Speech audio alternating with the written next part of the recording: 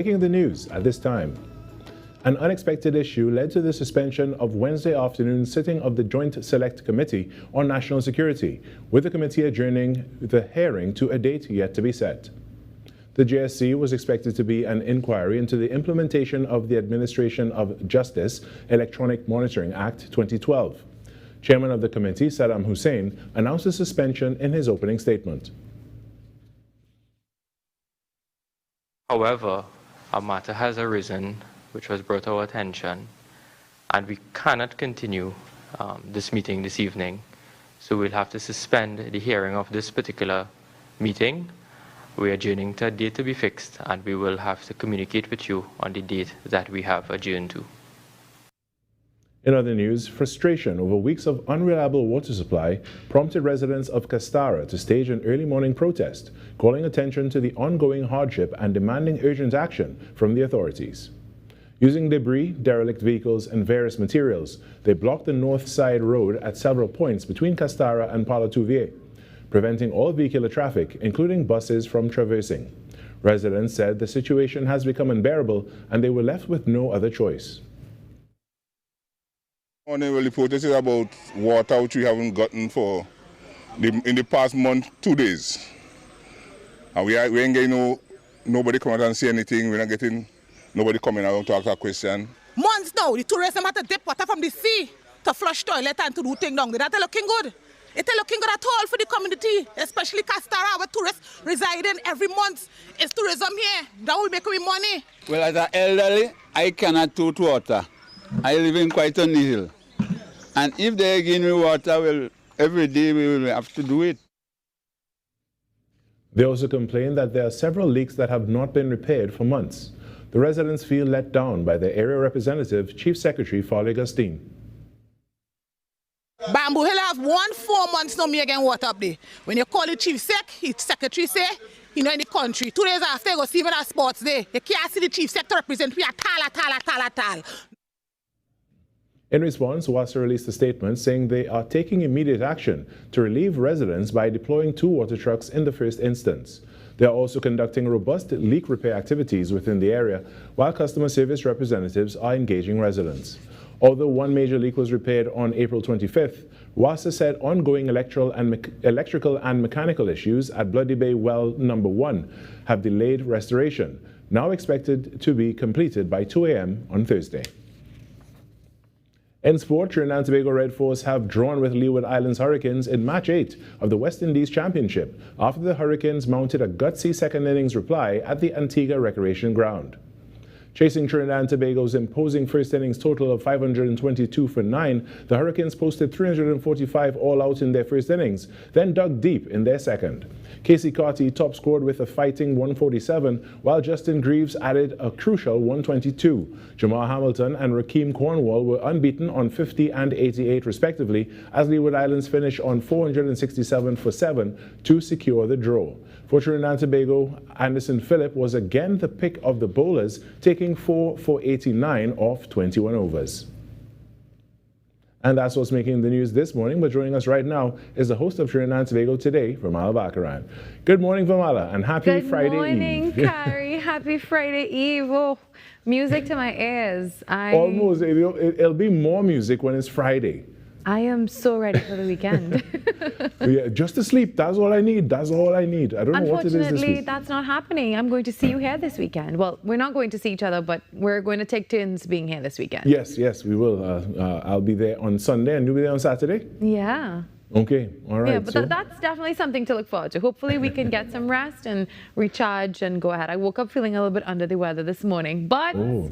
Yeah, you know, that's part of it. I feel I need to go, when I go on one of my things outdoors, to find some Zeba Pika and some Boacano and that kind of thing. You are my plug for all things bush related these days since I started this show. Well, Carrie, I heard that you had an update for me on something happening across the Caribbean. I have a bone to pick, actually. I have a bone to pick. Yeah, that you were mad about something. Let me hear this. Barbados. Okay. Listen, okay, so I show Speed Continues his Caribbean tour, etc. In Barbados, there were individuals telling him about their steel pan and their soca and their calypso and things that are that come from Trinidad and Tobago. Now, they have a version of calypso, they have a style of calypso, and then they have their own type of music as well. But don't come for Trinidad thing now. Don't come for Trinidad thing. We made it here. This is ours. Yes. And we are one Caribbean, and we share things, we share culture, we share each other's history to some degree. But, what was made in Trinidad belongs to Trinidad. Don't try to claim it. I love how you are defending us. Thank you for that, We have to, Carrie. the red, white, and black. This is ours. This is we thing. I feel the passion there, Carrie. I really, really do. Well, speaking of colors, I was just thinking, every time you see that tree blooming, the pui tree, it triggers something in me. I feel like I have some sort of trauma or a traumatic trigger. It is exam. Exams are coming. Yeah. That old saying, right? When you see pui tree blooming, exams coming. Listen, I see that every time and I'm like, okay, this takes me back to secondary school. Yeah, some flashbacks and a little panic. Absolutely. What secondary school did you go to, Carrie? Primary school? Secondary school. Oh, secondary school, Presentation College, San Fernando. Okay. San Fernando. Well, I'm a proud Lakshmi Girls Hindu College product, and I will tell you, right outside of the school, there were pui trees, and they would fall, and I would cry because exams were coming. I remember sitting on the floor trying to cram everything from a math textbook and looking at the pui trees and saying, "Wow, this is it. This is what it is." And look at us now. We've passed that. Right, yeah, look at us as contributing to society, upstanding citizens. Yeah, and all so that. My word to students this morning, it's not going to last forever. Exams will be over before you know it. Enjoy the ride, enjoy your time at school, and then you can grow up and get no rest like Carrie and I. We get no rest at all, and then you'll miss exams. Trust me, enjoy your school days. Yeah, Those who are enjoy watching now, enjoy your school days.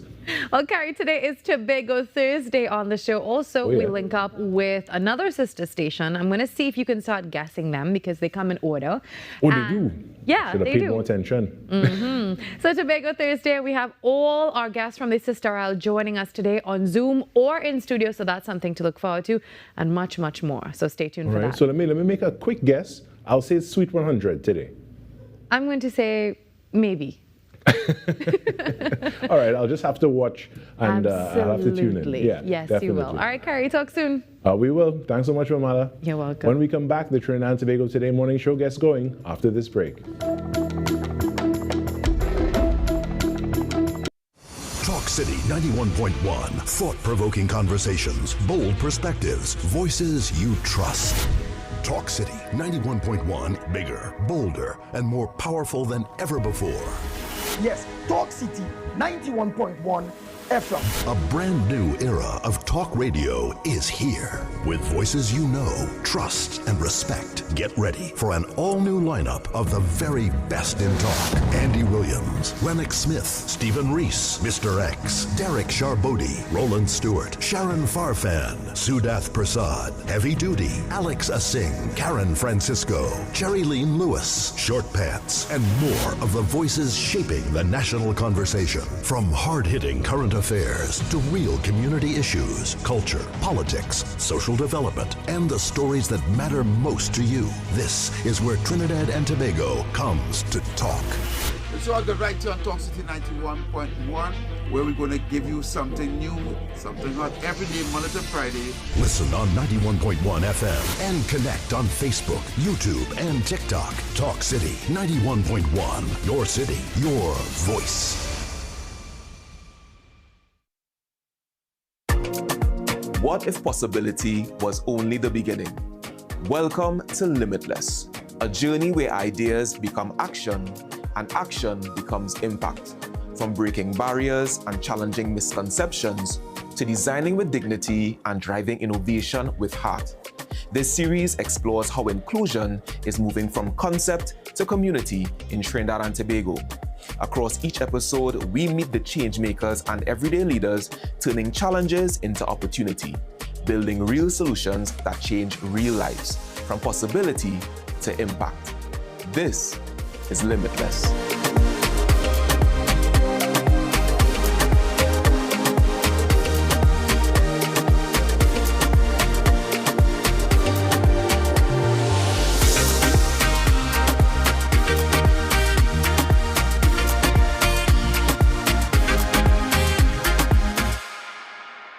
Barcelona drawing a game, not winning their first set of game.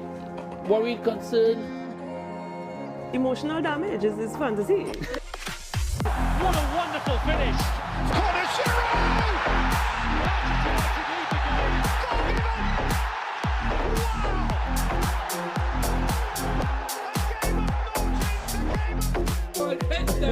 They're seeing some. Come again, one more time.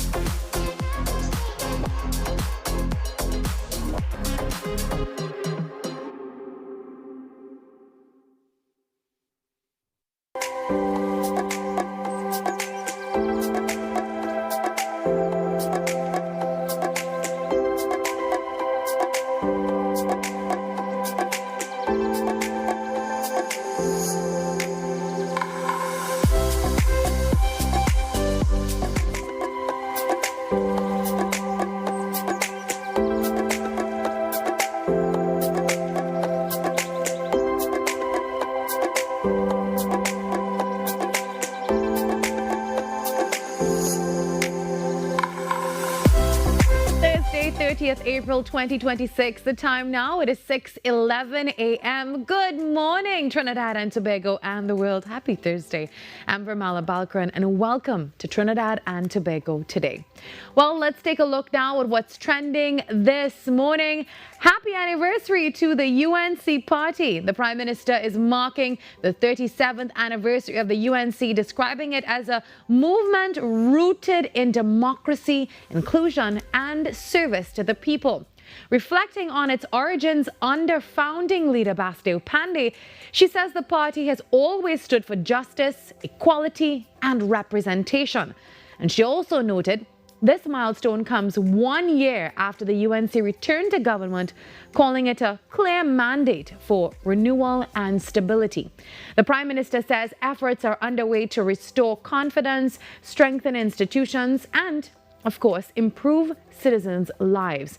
She also added, the story of the UNC is at its core the story of our people, with a firm conviction that better days are coming and brighter days are ahead. And on a personal note, she reflected on her 16 years as political leader, thanking supporters for their loyalty through challenging times. She reaffirmed government's commitment to building a nation defined by opportunity, security, and dignity for all. And the Ministry of Social Development and Family Services has distributed over $500,000 in assistance to families in the Tunapuna Piarco region. The money was shared among 24 households, benefiting 80 people through disaster relief and home repair grants. And of that, just under $37,000 went to 4 households under disaster assistance, while over $485,000 was allocated to 20 households for home repairs, including structural, plumbing, and electrical upgrades. And speaking at the distribution, Minister Vandana Mohit said social services must go beyond paperwork and focus on restoring dignity and rebuilding lives. Oh, to another story, one that you probably have been following since it broke. A 33-year-old man from Barrackpore has been sentenced to death for the murders of his estranged common-law wife and their 14-month-old daughter. His name, Rishi Cookmeet Motilal. He was convicted of killing 34-year-old Tara Ramsarup and their child, Shamaya Jada Motilal, in October 2014. The court heard Ramsarup was chopped multiple times while the toddler's throat was slit. Their bodies were found at Motilal's home weeks after a protection order had been granted against him. And Motilal admitted to the killings, but he claimed he was provoked and he blacked out. He actually said he went into a dark hole, I believe. However, under cross-examination, he conceded he had embellished parts of his account.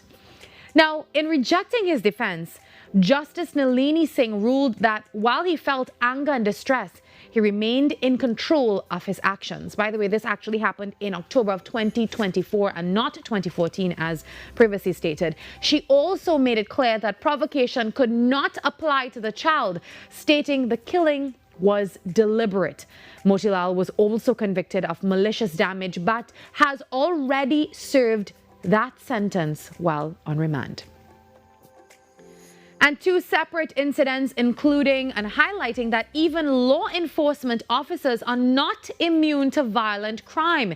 In the first incident, a woman police constable was assaulted while trying to assist during a domestic violence incident in Debe on Monday night.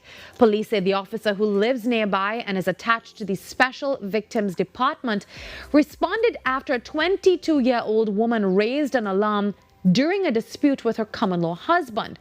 The suspect allegedly threatened the woman with a cutlass, beat her, and held her against her will inside the apartment. When the officer intervened to help, the man reportedly turned on her, striking her in the face and shoulder. Police investigations are ongoing. And on Tuesday morning, an off-duty crime scene investigator was attacked, choked, beaten, and robbed of his SUV during a pre-dawn ambush in Tunapuna. Police say around 3:30 a.m. on Tuesday, the officer was driving along Ozenville Road when a man in a grey hoodie attacked him near Roslyn Hall, dragged him from his vehicle and stole the SUV. The suspect escaped with the dark grey Kia Sonet valued at about $220,000, along with the officer's wallet, bank cards, documents, and cell phone. Well, before we take a break, I wanted to take a moment this morning to remind you that so many people are struggling right now. And you may not always see it. So it's in ways that we cannot always see. Some people are carrying stress, they're carrying grief, financial worries, anxiety, or silent battles that they do not even know how to talk about. That is why I really believe that this is a time for us to be a little gentler with each other. If you have not heard from a friend or a family member in a while, please send that message and check in. Sometimes we're waiting for people to send us a message or call us. Then we take that personally when they don't reach out. If somebody is rude or driving badly on the road, maybe pause before getting angry, because you do not know what kind of morning they are having, what they're dealing with at home, at the workplace. If someone seems distant, tired, or off, try understanding before judgment. These little things may seem small, but simple acts of patience, grace, and kindness can really mean a lot to someone who is barely holding it together. We're all facing something, and right now being kind costs nothing, but it can help more than we know. Well, thank you for being with us here on Tobago Thursday. A special good morning and thank you to our amazing Tobago producer, Sophie, for her hard work every week. Well, you know what to do. Grab your cup of coffee and settle in. Trinidad and Tobago Today has begun.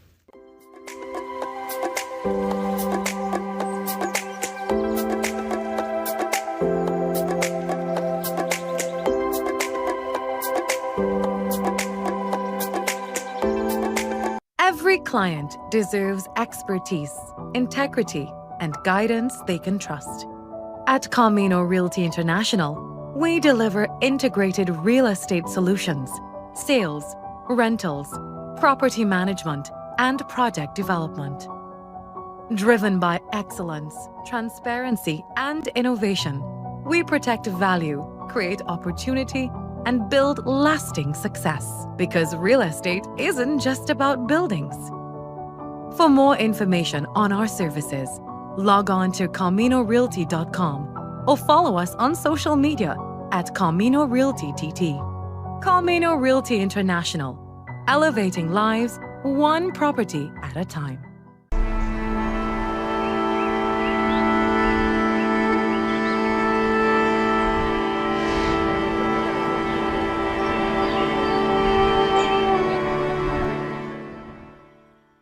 TTG News, every night at 7. TTG News, committed, accurate, relevant.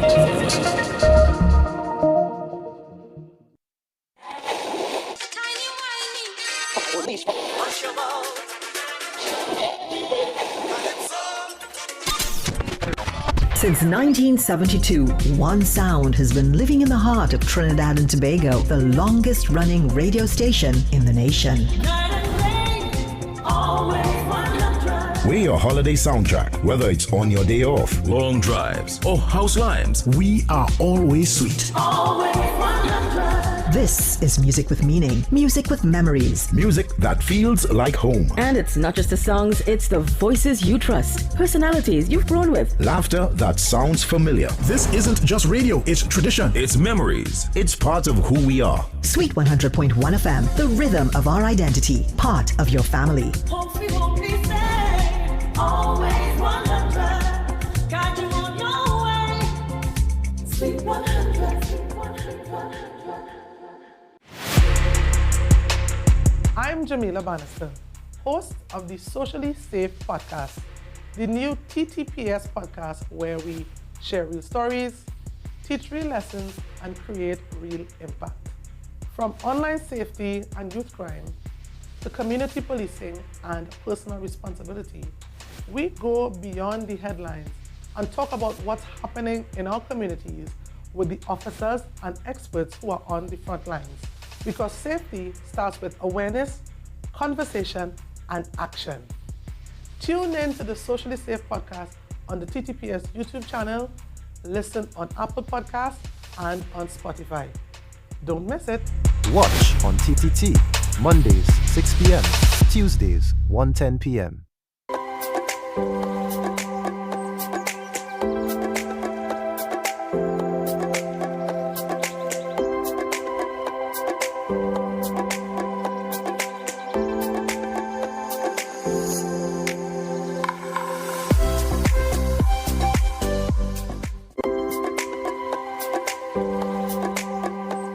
It is the roadmap for Tobago's future. Every road paved, every school upgraded, and every cultural festival funded starts with a single document, the THA budget. But before the figures are read in the Assembly, the conversation starts with the people. As the Tobago House of Assembly prepares its package for the 2026-2027 fiscal year, the mandate is clear: efficiency, with a focus on shifting hundreds of millions toward actual development. The Division of Finance is looking to balance the books while fueling growth in tourism, agriculture, and digital transformation. But how do these high-level fiscal policies affect the man on the street in Roxborough or the entrepreneur in Crown Point? Well, joining me this morning to discuss the ongoing budget consultations and the fiscal health of the island is the Secretary of Finance, Trade and the Economy, Councillor Petal Ann Roberts. Good morning, Ms. Roberts, and welcome. Good morning. Thank you, Ms. Balkaran, and thank you for having me. Good morning. Special good morning to Tobago. Well, good morning to Tobago as well. How is it in Tobago this morning? A beautiful, sunshiny morning? Beautiful, sunshiny morning in Tobago. All right. Well, Secretary, you've been engaging with various stakeholders across the island. What is the common thread or the number one concern that you're hearing from Tobagonians during these budget consultations? But so far, we've had conversations with youth and civil society. We've also had conversations with the bank. That was the day before yesterday. On Monday, we had conversations with the agricultural sector, and there are several issues being highlighted by these groups. There is no one thing really. I know the banks are really concerned about the construction sector, what's happening in terms of businesses, because they are actually seeing the fallout of that. We do know that the economies of both Trinidad and Tobago have seen some downward trends, but they are concerned about that. The youth and civil society are actually concerned about the unemployment and even opportunities for youth that are sustainable and beneficial to the society. In the agricultural sector, there were several issues coming out, issues such as land tenure, having access to lands so they can work. They want to see more subsidies, more opportunities for farmers, fishers. I spoke to the Beekeeping Association, persons with livestock. So it was a myriad of issues that came out. And the good thing is that they also came with some solutions, some potential solutions for us to take into consideration. Yeah. Secretary, how are these public consultations actually reflected in the final document? Is there a specific mechanism that ensures that community level suggestions make it to the floor of the Assembly? Most definitely, I'm not just having this as routine. It's actually part of the people's budget. We represent the Tobago People's Party. This is a people-centered, collaborative, participatory type of budget. It's a conversation between us.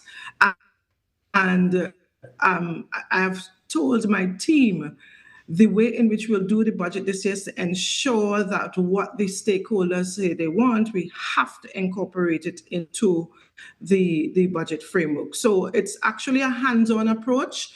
We have the baseline framework is actually the Tobago Blueprint. That is our 4-year plan, the medium-term framework for Tobago coming out of the Strategic Development Planning Pathway. And this is a pathway to prosperity. It's a pathway for Tobago to become the greatest little island on the planet. So we are working with a 4-year plan called the Tobago Blueprint, and that is actually the baseline document. But of course, in that, we must incorporate what people are saying on the ground. The blueprint came out of what the people did indicate. We looked at the economy. We looked at various sectors. We have 21 development agenda priorities that we must action in the next 20 years. And therefore, along with that, we want to incorporate the real issues. We want to know what you're really facing on the ground, and therefore we want to hear from you. So we don't only have the stakeholder consultations, we also have an online platform on our Facebook page, on all our social media handles, where we want persons who are in the diaspora, persons who are not here physically in Tobago, but they'd like to see some action, some development priorities, some things that are being done in Tobago. So the online platform is really for anyone across the globe to weigh in, to give their comments, their suggestions, their criticisms, and some of their recommendations. So what they want to see in the budget 2027 and going forward. Now, you've spoken recently about the need to constrain expenditure to 2025 levels. So for the average citizen, Secretary, does this mean a tightening of the belt in terms of the public services, or is this more about internal administrative efficiency? It's a mixture of both, I would say. So usually, the Tobago House of Assembly will supplement its development program expenditure, its capital expenditure, with recurrent funding. So what I've done, what the decision was in fiscal 2026 to constrain expenditure to 2025 levels only for recurrent expenditure. So it therefore means we just have to be a little more efficient in how we utilize the funding for recurrent. Recurrent includes payment of utilities, payment for consumables. So obviously with our consumables, that is discretionary. So we do have the wiggle room to constrain those expenditure. And what we will do, I've already started to shift. So far, we've shifted approximately $150 million from recurrent to the development program to supplement those development program and priorities and projects in this fiscal year. So within the next 6 months, you will see some action because I've already released most of that development funding. What we've recently done as well is to have a new set of priorities, a revised set of priorities, because in November, after the budget was read, I went back to the House, back to the people of Tobago with a more refined budget. And now we are at the mid-year review, at the midterm, what the priorities, those refined priorities will be going forward to the end of fiscal 2026. We do have some new projects, a few new projects. I'll just tell you what they include. We want to establish a new All right, we seem to be having some technical difficulties, but we are currently speaking about the budget consultation. So if you are interested, you can head across to their Facebook page. That's the division's Tobago House of Assembly, and you have your say as well. So what you do is you click the link. There is a link that is posted for you, or you can also scan the QR code and there is a form. And the consultation period runs from April 20th to May 5th, 2026. Again, you just have a few more days left for that. Again, you head across to their Facebook page. That is Division of Finance, Trade and the Economy, Tobago House of Assembly. There is a link posted there for a form. You just have to click that form and you can be a part of the consultation. Remember, the consultation heads until May 5th, 2026. Well, continuing this morning with you, Miss Roberts. Are you there? Zoom. Hello, Miss Roberts. Hello, hi. Good morning. I'm sorry. That's totally fine. I'm so sorry. I believe you were talking about the shift and the new projects, but not you said not so new projects that you are probably going to prioritize this year? Right. So what I was saying is that in November of 2025, when we started the new fiscal period, because we have a budget process that involves, first we present a budget in June. After the national budget is read, we present a revised budget in October, November. It depends on when the national budget is read. We are at the mid-year review, so we have looked at what we have done so far, the financial resources available, and we have refined those projects once again. And I did indicate before, I don't know if you heard me, that we have a few new projects on the books, and I'll just give you an overview of what those are. We do have a new oncology facility under the Tobago Regional Health Authority. That's a new project. Along with that, we are going to operationalize the new airport terminal, and the Tobago House of Assembly will undertake that project to just bring that to operational readiness. That's another priority project. So those are a few of the priority projects. We do want to settle some liabilities. We do have inherited some liabilities in 2021.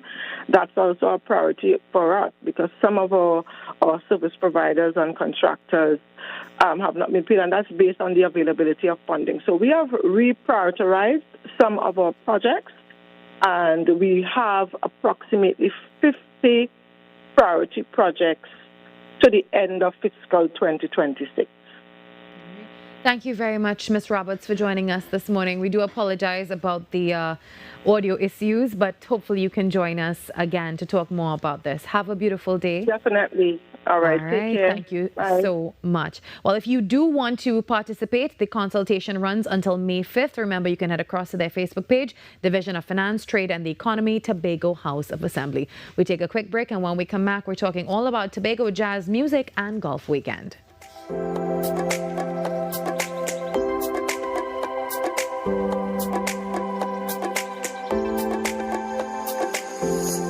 From all over Trinidad and Tobago, Anil wrapping roti at lightning fast speed. Sandra nailing every order in her hardware. Lisa, who is in sync with style. There is no buffering at her boutique. And Dr. Alex filling prescriptions with care.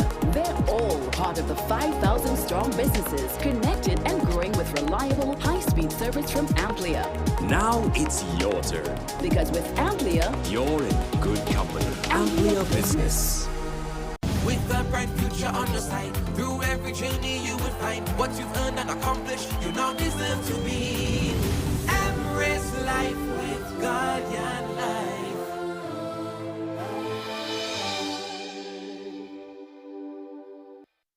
It's that time of the year again, my friends. Feel it in the air. Football, football, football. It's back. Everyone's locked in. This is Richard Torpedo Thompson. And my Trinidad and Tobago people, I'll stay this straight. Fans make the game. Cheers, chants, passion. That's the heartbeat of football. There's only one 12th man that really brings the energy. That's Andre Errol Batiste on TTT. Every Thursday on TTT. Don't miss it.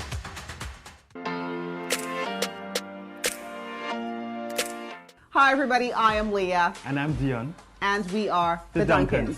Listen, we're here to tell you about a project the Lord has given to us called the Marriage Confessional. It is geared toward married couples, those that are on the road to marriage, and those that want to get married one day. So join us on TTT and on Facebook and YouTube at TTT Live Online. The Marriage Confessional, only on TTT.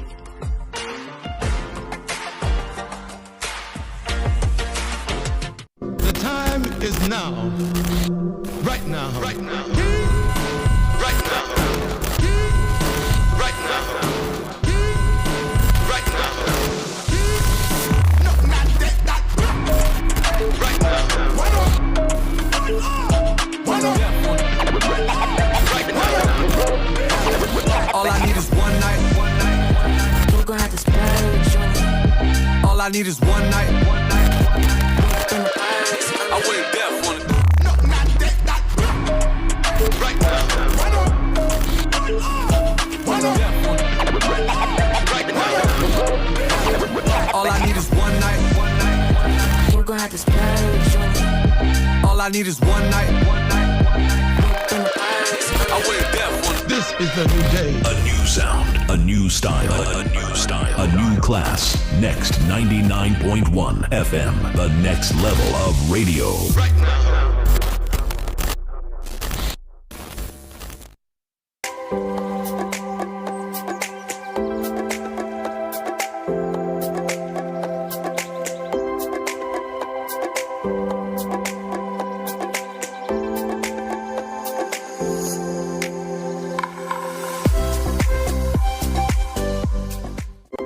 It's the weekend where the fairway meets the front row. We are just days away from the Tobago Jazz Music and Golf Weekend, and the talent heading to Tobago shores is nothing short of world class. From the smooth chart-topping saxophone of Dr. Jasmine Gent to the Caribbean jazz mastery of our very own Ron Reed, the stage is set at the Magdalena Grand. Joining us to give us the final preview is the man making it all happen, John Gill. Along with our featured stars, gentlemen, Dr. Gent, welcome. Thank you very much. Nice to be back. Right. So you were here a few weeks ago and we spoke about this, and now it is coming closer and closer, and you're so excited. Very excited. So welcome to Trinidad. Is this your first time? It is. It Okay. is. Well, So- look at that. You're getting the full experience. In Trinidad and Tobago. So, John, since you were here a few weeks ago, the buzz has only intensified. Yes. So what has the final surge in ticket sales and the international bookings It's really going shown you about quite, the brand? well. Yeah. So much so that there are other hotels in Tobago that have advertised for the weekend, and I spoke to one of them the other day and they said, hey, it's going well. So yeah, I'm Wow. very happy. And I know that the home of this event is Magdalena Grand. Yes. So now we have that beachfront jazz experience there. How is it going to be different this year at Magdalena? Different. Well, Or unique, what we I have should done, say. What we have done is we have improved on the product a little bit, right? So we have an international act, Dr. Jasmine Gent. We have added Ron. We have 2 Tobago acts on the show now. We have Carol Warner, and we have added a panelist from Tobago. His name is Jared Balfour, excellent artist. So, and then added to that, we have Letitia Sylvester, who is Trini, but she lives in Barbados, and she's an amazing vocalist. And of course, the Queen of Queens, Terry Lyons. Wow. So, Dr. Gent, your music is known for blending smooth jazz with that soulful gospel influence energy. Very unique and very beautiful. So now, how does this Tobago beachfront backdrop really influence the set list that you've prepared for the weekend? What can we look forward to? Well, my goal is always to connect. I think music is a way of connection. So connecting with the audience and then connecting with the people here. So we're going to have some influences, whether it be Latin music. We're going to have some songs as well from Trinidad and Tobago also. Wow. So there's going to be some treats in there, but all about connection. Yeah, and I know that you're also an educator and you are a chart-topping artist. So for the young Tobagonian musicians watching, what is the most important lesson that you've learned about staying authentic in the international jazz scene? I love that you said staying authentic. I think that aligns with staying true to yourself. I think we all are in music because we find artists that connect with us or that we feel represent us. I love music that tugs at the heartstrings. It's very soulful. And I think as long as other young musicians find what they identify with, that's my biggest takeaway with music. Now, Ron, you spent decades bridging that gap between Berkeley and Belmont, am I correct? Yeah. So how does it feel to bring your precious metals or Caribbean jazz sound back to Tobago stage in 2026? Well, I'm certainly glad for the opportunity. I'm an upright bass player. I'm an educator, but I also play steel pans, and I have all my experiences, early experiences with the quite wide array of people that I've worked with in Trinidad before I moved away have certainly influenced the sound of my music. I grew up in Belmont. I was close to the Savannah. And, there's so many musical influences and folkloric influences as well that are interspersed in the stuff that I do, that I blend with jazz. Yeah. And what can we look forward to seeing from you for this upcoming weekend? Luckily, I have an old bandmate and friend, Terry Shaw, who will be playing with me. And gladly, I was able to bring one of my former students with me who plays in my current ensemble, the Liberty Quintet. And I was able to bring him as a kind of support. He knows a lot of material and his first time into Trinidad. And I always tell them, part of learning how to play the music is that you have to be in the space and you have to eat the food and mingle with the people and watch them dance. It's a way of how you learn how to interpret the music. So I think that would be a great opportunity for him. His name is Domas Zaromskas, and I'm very proud of him as the way that he has learnt and I really paid attention to the details of interpreting Caribbean music or blending Caribbean music and jazz. So Dr. Gent, you and Ron will be performing at some point in time together on stage? That would be amazing. We have to set that up. We just met, but certainly, Well, we look we'll forward talk to about seeing that. Yeah, that sounds like it would be a treat. We are really excited, and a lot of the fans, the local legends as well. We're excited to see you collaborating with them or interacting with them during that weekend. Now, if you had to describe the Jasmine Gent experience, Dr. Gent, in 3 words, for the Tobago audience who will see you live for the first time on May 2nd, what would those words be? I would say fun, because it's all about having fun. I would say interactive, because sometimes there might be some singing elements where the audience can participate. Right. And a third word, soulful. That's always a big word for me. Soulful. I absolutely love that one. So John, for those making the last minute trip from Trinidad or even, the wider Caribbean, all over the world people are coming. What are the must-knows that they need for this event? The must-know is, one, you're coming to have fun. You're coming to enjoy Tobago, right? So come with an open heart and an open ear, because it's going to be fantastic. Yeah. So give us the details of the event again for those who may want to purchase tickets now. Okay, so Beachfront Jazz happens on May 2nd at Magdalena Grand on the beachfront lawn. Tickets are $800, drinks inclusive. You can get tickets at Cache Port of Spain, Cache Tobago at Lulan's Mall, Cache Gulf City, and Cache Eastgate, as well as the Trini Shop in Trin City Mall. Or you can also get at Gencare Spa in Tobago at Mount Irvin, or Gencare Spa at Cornelia Street in Woodbrook. So tickets are available. Get your tickets, come on over. And time is ticking. Yeah, time is ticking, and it's not, I'm just happy to have our guest artists here. That's right. We have a final rehearsal this evening, so I'm looking forward to that. It's going to be fantastic. Well, Ram, what are you looking forward to most about this upcoming weekend? Well, I haven't played in Tobago for quite a long time. And just the assortment of artists, I was able to see Terry Lyons perform over the carnival. I was watching it on television, and I really just looked at her and the way that she moved and used the stage.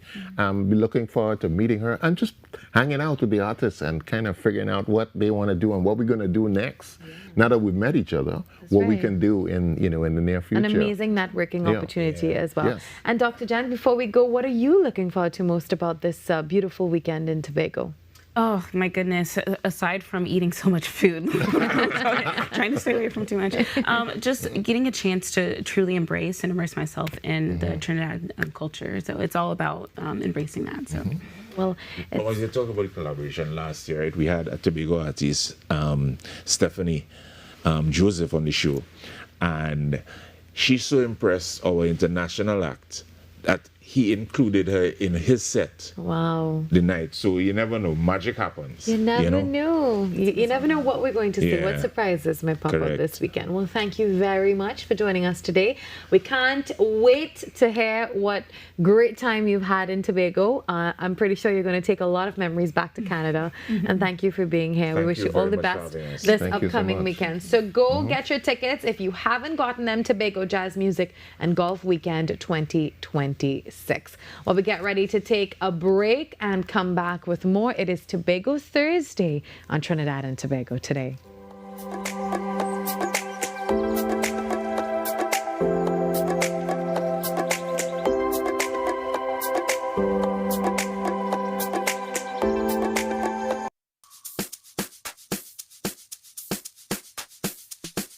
Women are a quiet strength the world leans on, the hands that holds everything together, and the heart that keeps on giving, even when they're tired. And it's time for us to celebrate that. I'm Yashamani, your host of Majestic Makeover, the series which uplifts and transforms the lives of everyday women who've carried so much for so long. In this season, we're looking for women like these, women who have endured, women who survived, women who keep on going, no matter what. A woman who's lost a loved one and finds the strength to go on. A survivor of crime who refused to be broken. A woman over 70 who gives to her family and the community every single day.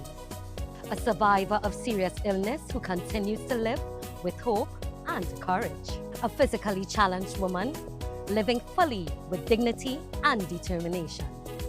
These are the stories we want to honor. Do you know her? Nominate her. Let's celebrate her. Send us 2 brief paragraphs which briefly states who she is, your relationship to her, and why she deserves this journey. As well, send us your contact information. Send it to majesticmakeovertt@gmail.com. Because remember, every woman needs to feel majestic.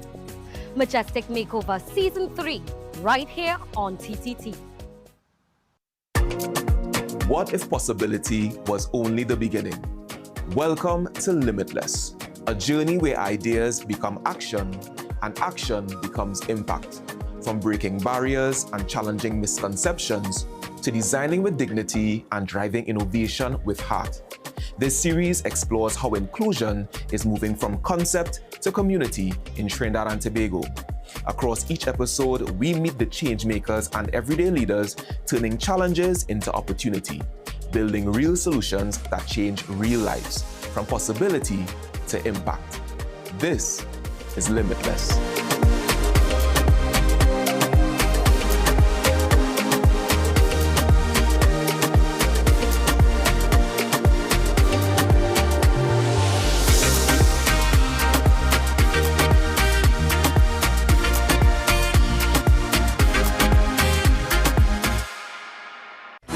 Your world moves fast, so do we. TTT News brings you the people, events, and issues that matter most. Stay informed, stay ahead. TTT News, every night at 7. TTT News, committed, accurate, relevant.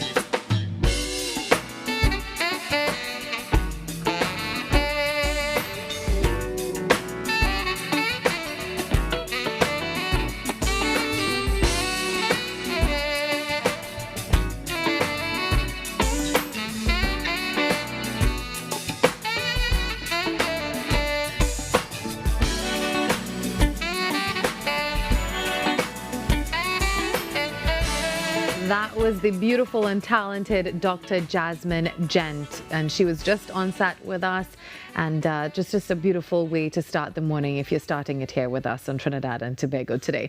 On Tobago Thursday, we continue talking all about the Sister Isle. It is the heartbeat of Tobago, a month-long journey where every village becomes a stage and every tradition becomes a living, breathing story. The Tobago Heritage Festival is more than just a date on the calendar. It is the thread that connects the island's past to its future. And this year, the festival is taking a bold and necessary turn with the theme, Let We Tell the Whole Story. Next Friday, May 8th, the streets of Tobago will come alive for the official 2026 launch, a vibrant whole story preview of what awaits this July. Well, joining us to discuss how this year's theme is reshaping the festival is the CEO of the Tobago Festivals Commission, Mr. Kern Cowan. Kern, welcome to the program.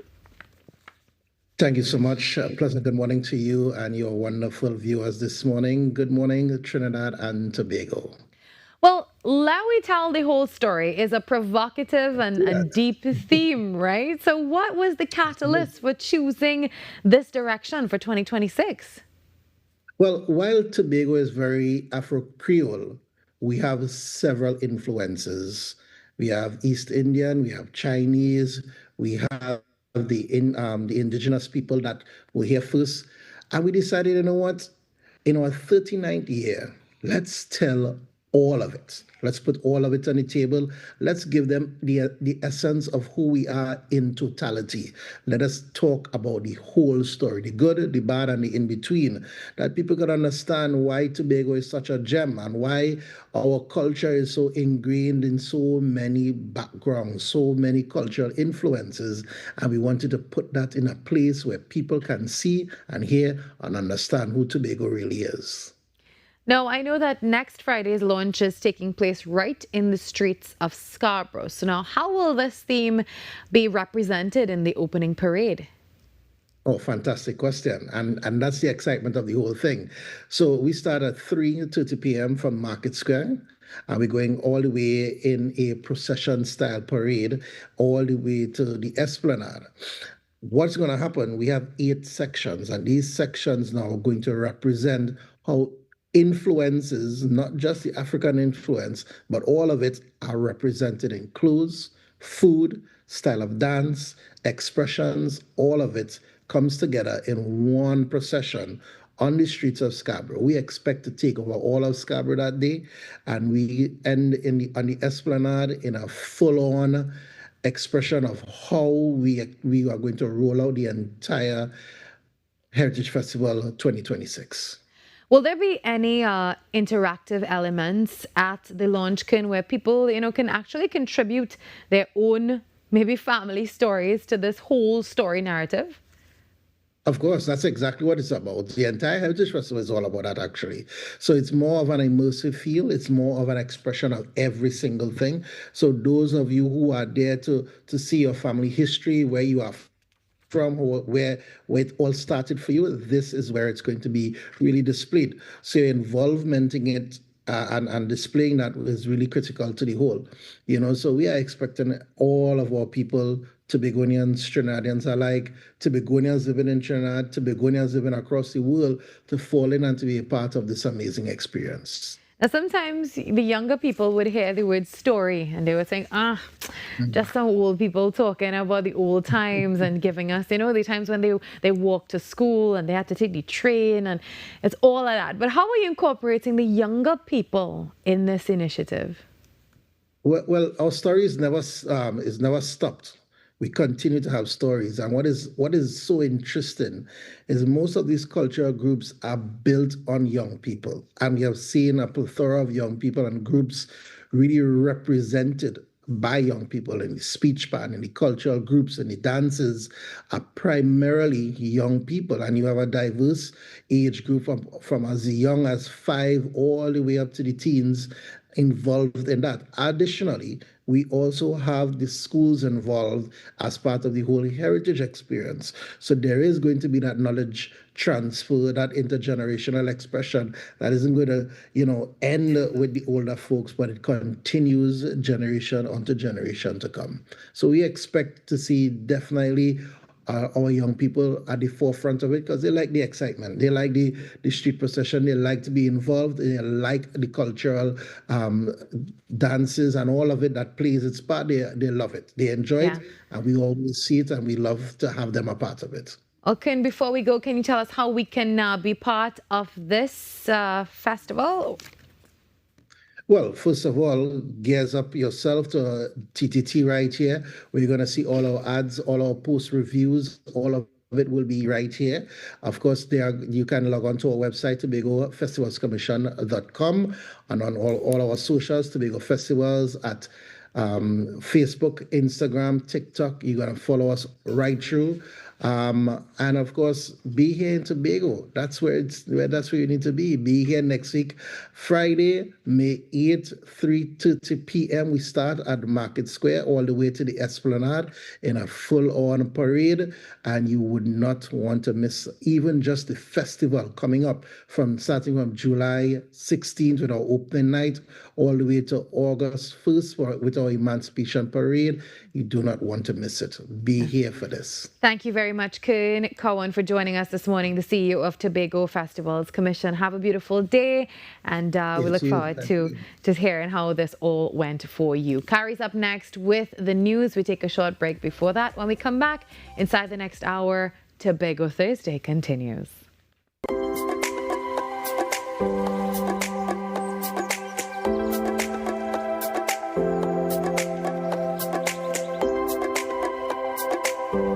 Every client deserves expertise, integrity, and guidance they can trust.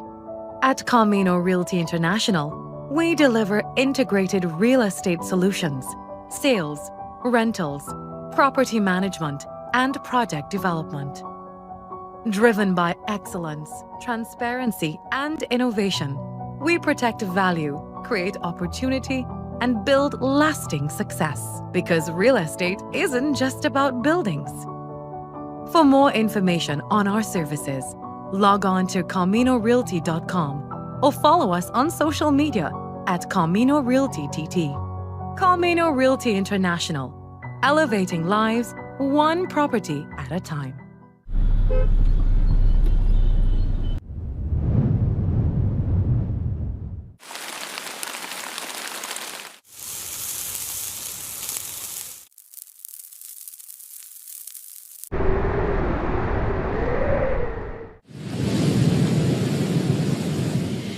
Whatever the skies bring, stay prepared with TTT weather.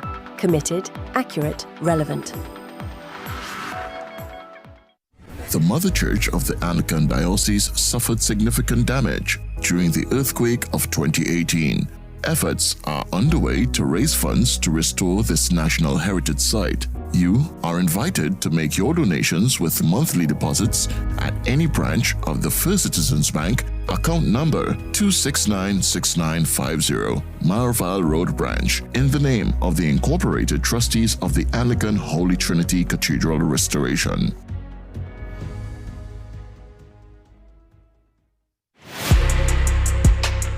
I'm Jamila Bannister, host of the Socially Safe podcast, the new TTPS podcast where we share real stories, teach real lessons, and create real impact. From online safety and youth crime to community policing and personal responsibility, we go beyond the headlines and talk about what's happening in our communities with the officers and experts who are on the front lines. Because safety starts with awareness, conversation, and action. Tune in to the Socially Safe podcast on the TTPS YouTube channel, listen on Apple Podcasts and on Spotify. Don't miss it. Watch on TTT, Mondays 6 p.m., Tuesdays 1:10 p.m. Your stories, your communities, your country. TTT News is everywhere, on the ground, across Trinidad and Tobago, and on every smart device. TTT News, nightly at 7. TTT News, committed, accurate, relevant.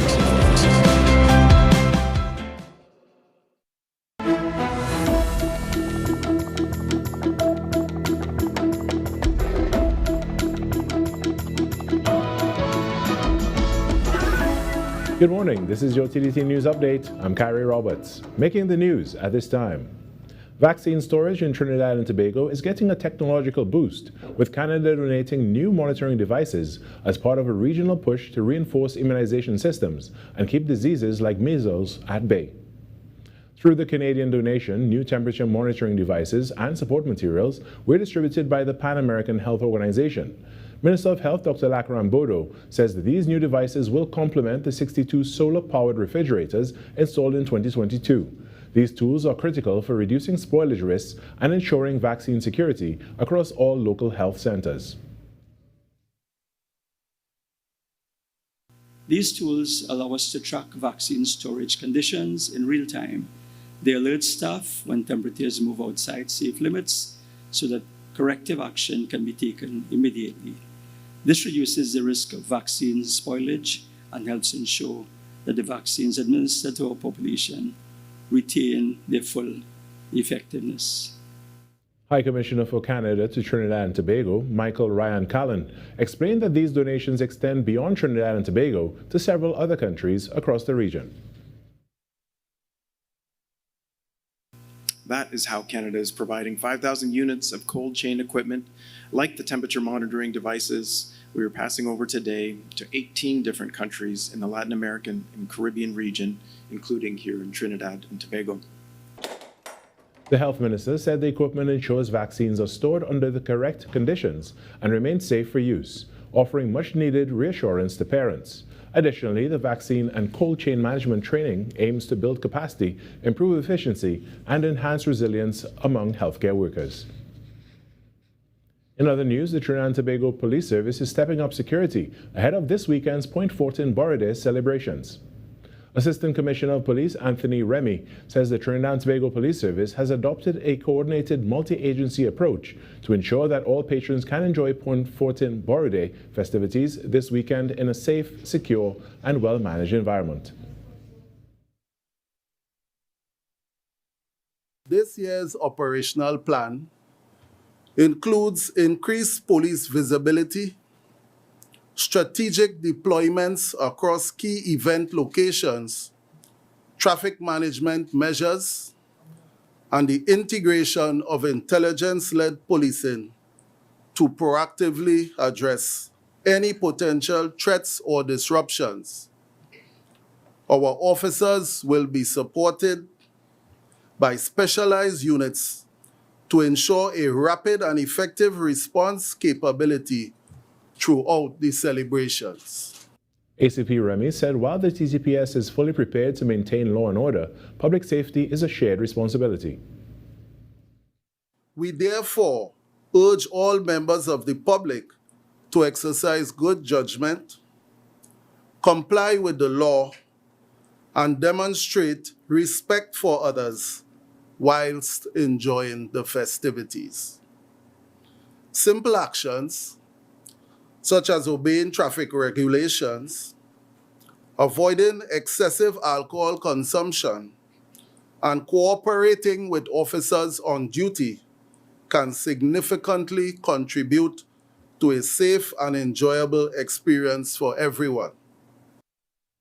Acting Assistant Superintendent of Police Joel Forbes said traffic restrictions will be implemented from 2 a.m. on Saturday to ensure the smooth facilitation of evacuations should the need arise.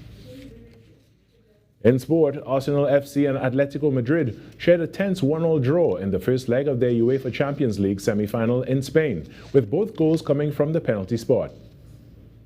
Victor Yokores converted from the spot in the 44th minute to give Arsenal the lead before Julian Alvarez equalized for Atletico with a penalty early in the second half.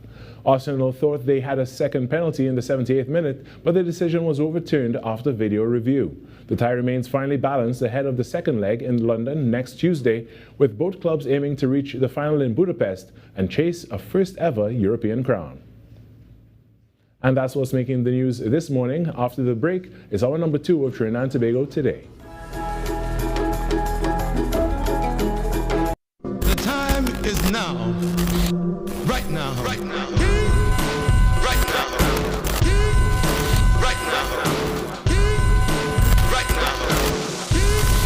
No, not that. Right now.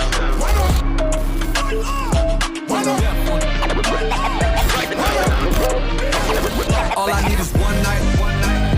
We're gonna have to splurge on it. All I need is one night. I went deaf on it. No, not that. Right now.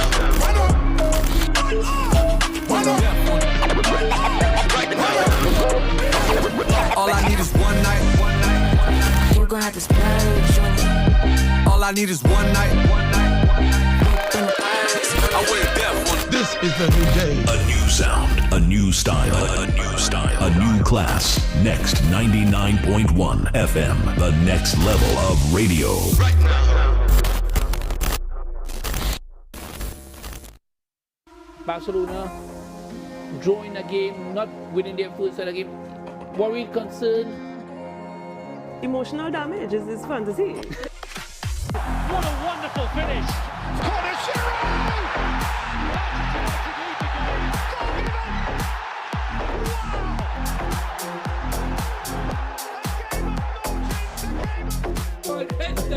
You see it? So, let me come again. One more time.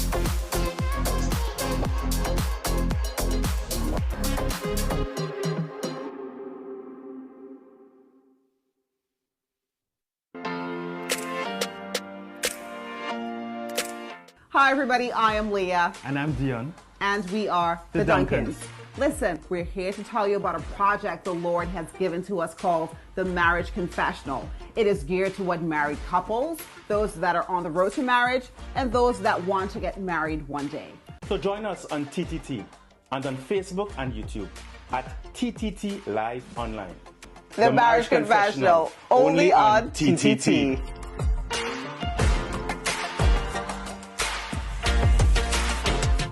Unleash your imagination with TTT's terrific Toon Time. Join us as we stop evil geniuses from taking over the world from Super Z, or hop on board for a journey into outer space with Galaxy Kids. Be a part of our quest to save the forests alongside our robot pals from Bugsbot Ignition. Or let's go exploring with Duda and Dada. Catch terrific Toon Time weekdays at 4:15 p.m. and Saturdays from 9 a.m. It's fun-filled adventure with terrific Toon Time right here on TTT.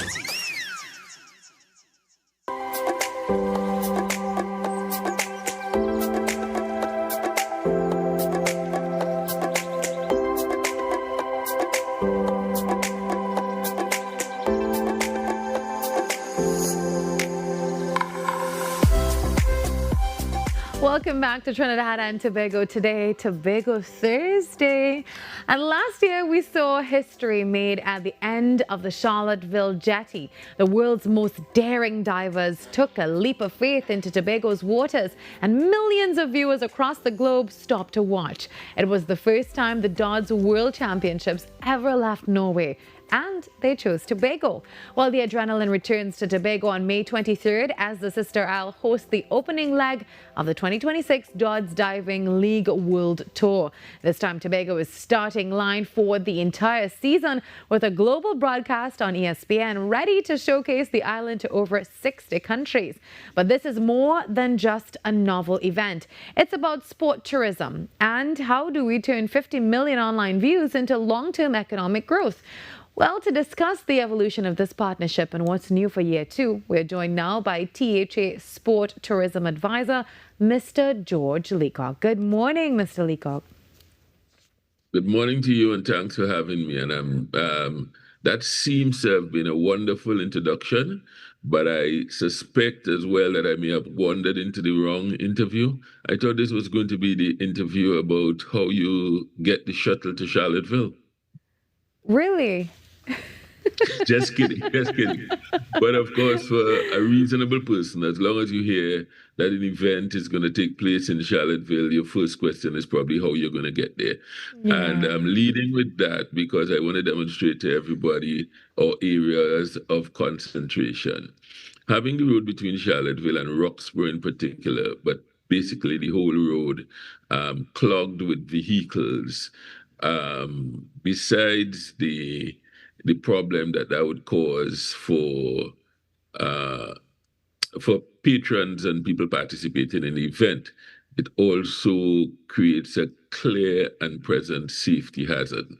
There is an acceptable level of danger associated with dodge diving. You're also talking about a road that could be a little bit challenging for new drivers and all that kind of stuff. So that I'm leading this morning, as you asked me, what is the big change from last year? I think the biggest change from last year is the fact that we're going to have to run a shuttle. And the history of Trinidad and Tobago, to say nothing of the incidents of last Carnival and all of that, has been that we've not been able to run shuttles particularly well. We've not been able to run shuttles in a way that inspire confidence of people who would want to go. And on this occasion, the plan is to use a combination of good strategic planning, artificial intelligence, computer modeling, and all of that to come up with a system of running a shuttle where we hope to be able to tell you in advance how many people we have, we can cater for, from which points, what points parking would be allowed, and from which point you would need to take the shuttle to get into the village of Charlottesville. The reality is, and everybody knows it, that in Charlottesville there's really limited parking space. And when you take up from the football field and the immediate triangle in which the event would be hosted, space for emergency vehicles, the advanced medical post, and even the facilities required to manage the volunteers, the facilities required to manage the actual event itself, you'd realize that we probably under 100 available parking spaces in Charlottesville, so that, no exceptions really. We have to organize and execute on the day a shuttle. I think sometimes where these things fall apart is at the execution level on the day.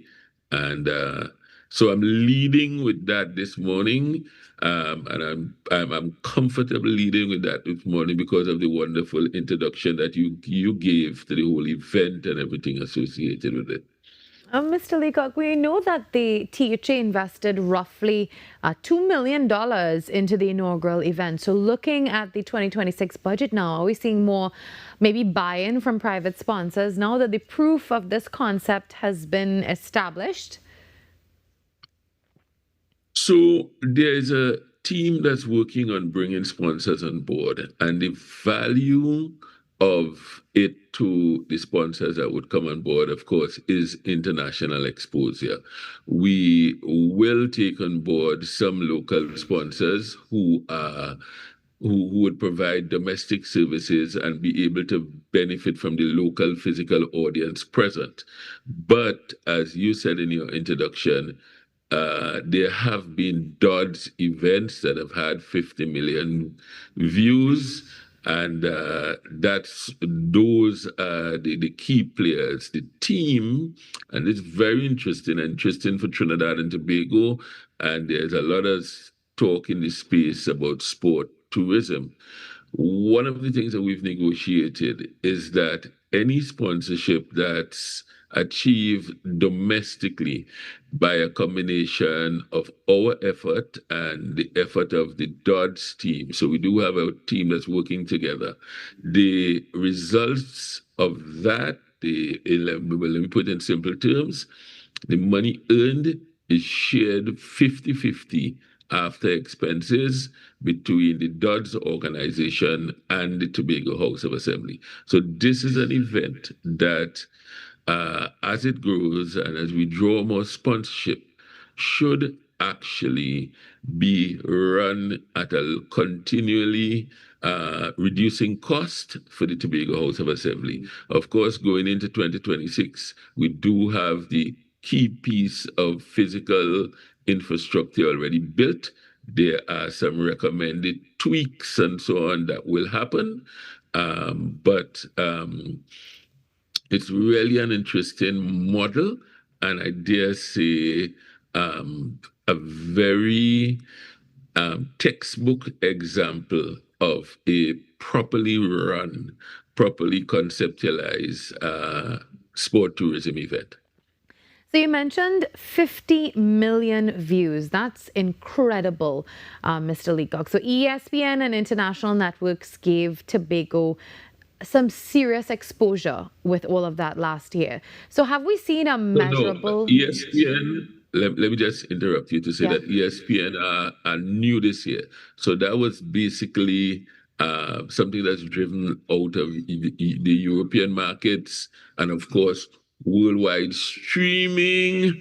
I was just signaling to somebody who is walking into the room to not shout because I'm doing the interview with you. I am actually already at work.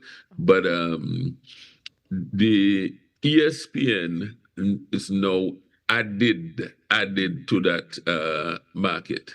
The meaning essentially the United States plus what has happened in the past. So you just spoke about, I think, a European market before. Am I right? That's what you said? Yes. So did you see a measurable spike in maybe the adventure tourists or the visitors specifically from that area because of this event? Well, nowadays you really have available to you a lot of data, and coming off of last year's event, when the data is run through the systems, you can have a very clear indication of the number of people, because it's always interesting to say, there are 50 million views or 30 million views or whatever. But what's important is how many of those views fall into the demographic that you are targeting for your tourism otherwise. The number of views is always fine, but you also have to establish who out of those views on looking at the event,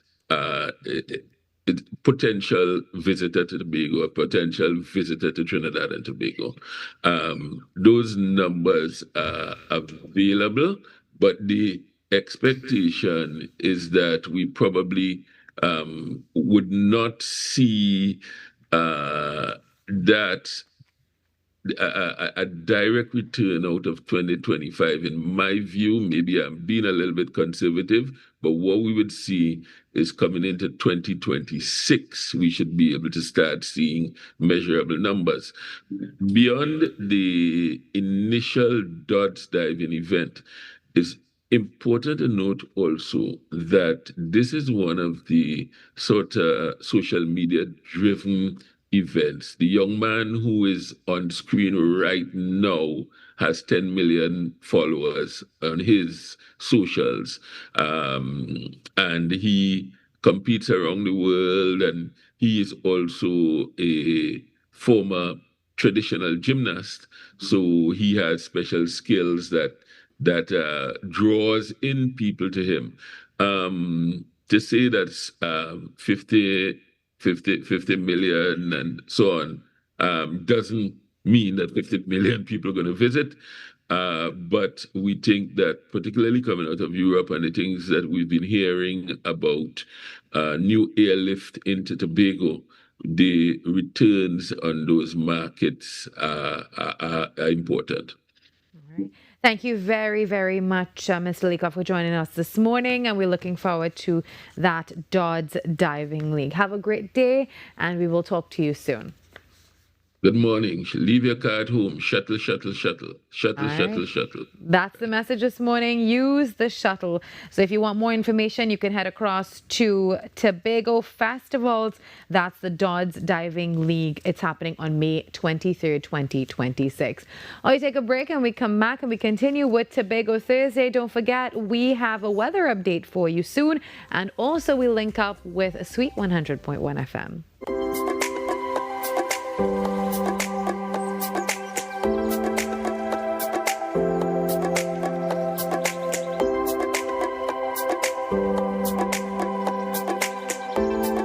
Every client deserves expertise, integrity, and guidance they can trust.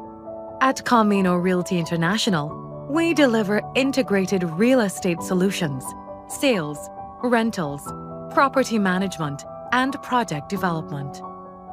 Driven by excellence, transparency, and innovation, we protect value, create opportunity, and build lasting success. Because real estate isn't just about buildings.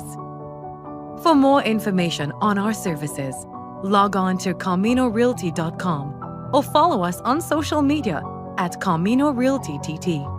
Camino Realty International, elevating lives one property at a time. Hey, up for this exciting challenge and confident about your business? If you are, the 1020 feature is just what you need. It's where you give your customers 10 reasons in 20 seconds why they should shop by you. This fun-filled feature will be captured, packaged, and aired on television and promoted on social media simultaneously. Small, medium, and large businesses call or WhatsApp 764-3378 or 313-4215. Let's feature your business. 1020 with Junior K. It's affordable, effective, and fun. There are a number of risk factors for heart disease, so a lot of attention has to be put towards preventive cardiology. What can we do to reduce the burden due to all these risk factors? Hypertension, diabetes, cholesterol, need to stop cigarette smoking, you gotta get people exercising. Be viewing Caribbean Medical TV on this station.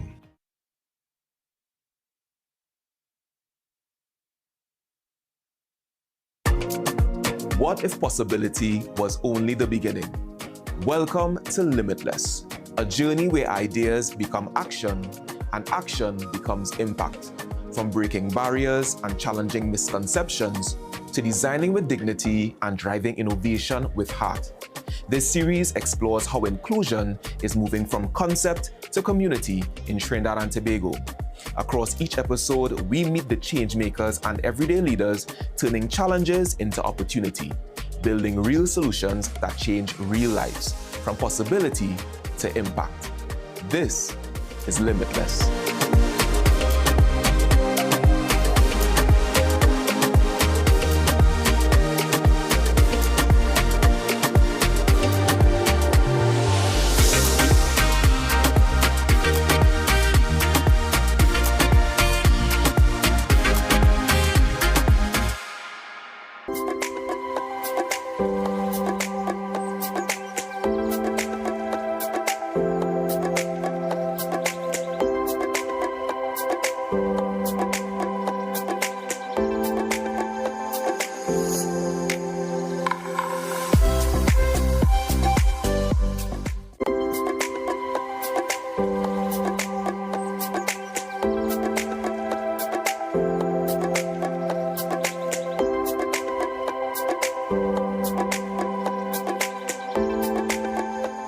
Welcome back to Trinidad and Tobago today. Well, as promised, a weather update for you. Today will be a mostly hot and sunny day according to the Met Office, with only a low chance of light isolated showers near hilly areas, and tonight will be mostly fair. So hopefully that prepares you for the day ahead.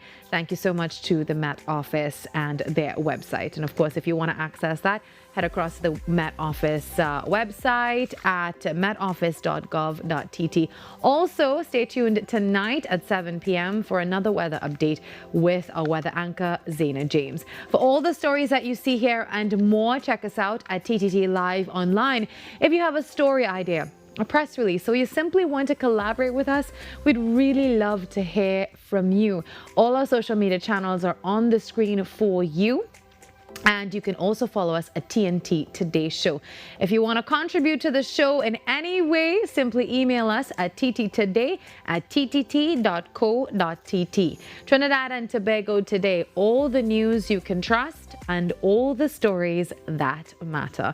Well, good morning to all of you who are streaming us live on Facebook and YouTube. We see your comments every single day and we love having you here. Well, continuing with Tobago Thursday on Trinidad and Tobago Today. For over 250 years, the Main Ridge Forest Reserve has stood as a guardian of Tobago's climate and culture. But deep within its green canopy lies a specific resident that carries the history of the people in its very bark. Locals call it the blue copper tree. To some, it was a source of healing. To others, a vital material for the traditional boats that once lined our shores.